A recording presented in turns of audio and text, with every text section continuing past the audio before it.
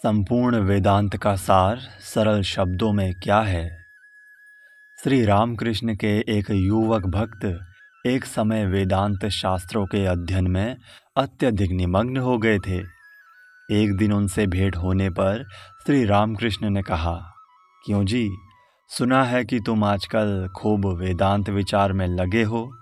बहुत अच्छा है, परंतु सब विचार का उद्देश्य तो केवल यही है ना कि ब्रह्म सत्य, जगत मिथ्या, इस सिद्धांत पर पहुंचना, या कुछ और है।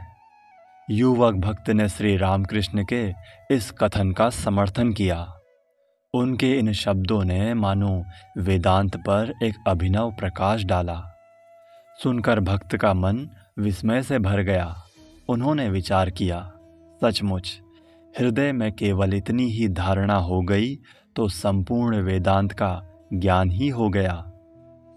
श्री रामकृष्ण कहने लगे, श्रवण, मनन, निधिध्यासन, ब्रह्म सत्य, जगत मिथ्या, इस सत्य को पहले सुनो, फिर मनन यानी विचार करते हुए उसे मन में दृढ़ करो।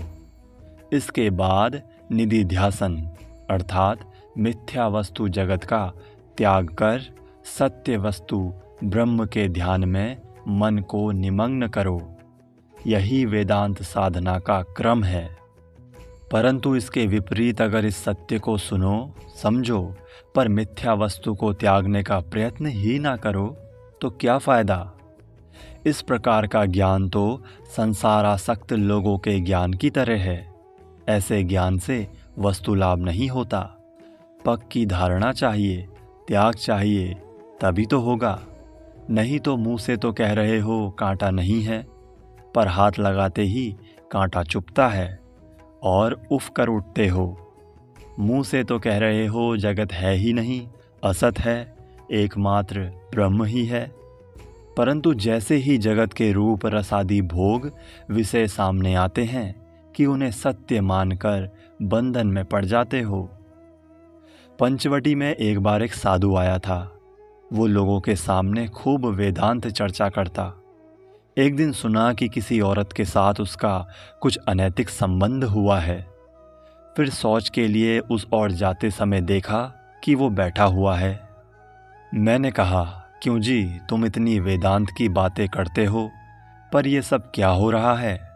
वो बोला, तो इसमें क्या है, मैं तुम्हें समझाए देता हूँ कि इसमें कोई दोष नहीं। संसार जब तीनों काल में झूठ ही है, तब क्या केवल यही बात सच होगी। ये भी तो झूठ ही है। सुनकर मैं चिढ़कर बोला, तेरे ऐसे वेदांत ज्ञान पर मैं थूक दूं। ये सब संसारी विषयासक्त लोगों का ज्ञान है, इसे ज्ञान नहीं कहा जा सकता।